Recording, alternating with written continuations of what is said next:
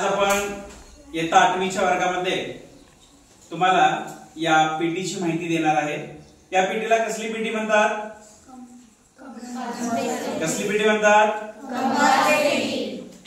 फळ्यावरती वापरण्यासाठीचा हा एक बॉक्स आहे, याला जॉमेट्रिकल बॉक्स असं म्हणतात। जो फळ्यावरती कोण वापरतात? सर वापरतात। कशासाठी वापरतात? कशासाठी वापरतात?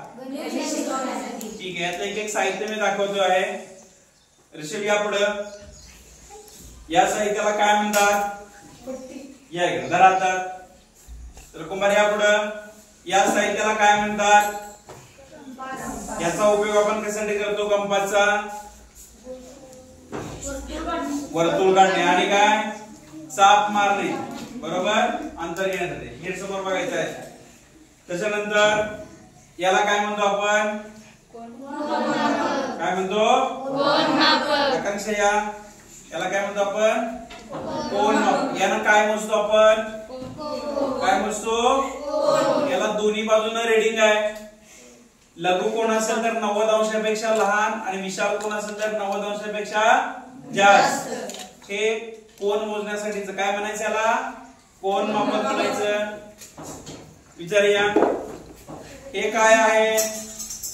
याला काय म्हणायचं? काय म्हणायचं? गुण्या। म्हणजे इथे किती अंशाचा कोन आहे? 90 अंशाचा। तुम्ही 9वीला गेल्यानंतर 10वीला गेल्यानंतर याचा प्रमेय आहे 30 60 90 चा प्रमेय आणि 45 45 90 चा प्रमेय। हा गुण्या आहे, हा कोण आहे? हा पण काटकोन त्रिकोण आहे, हा पण काटकोन त्रिकोण आहे। याला काय म्हणायचं? गुण्यास म्हणतो आपण। लक्षात आलं काय?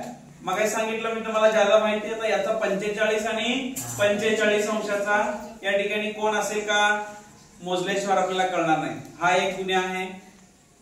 या कार्तिकी या, तर हे सगळं साहित्य तुमच्या कंपास पेटीला आहे का? आहे। त्याची नावं तुम्हाला समजलीत का? समजली। याचा वापर कसा करायचा माहिती आहे का तुम्हाला? माहिती आहे। योग्य पद्धतीने वापर करायचा। ज्याला समजलं नाही त्याने मला विचारायचं। लक्षात आलं? आता हे सगळ्या साहित्याची नावं समजली? समजली।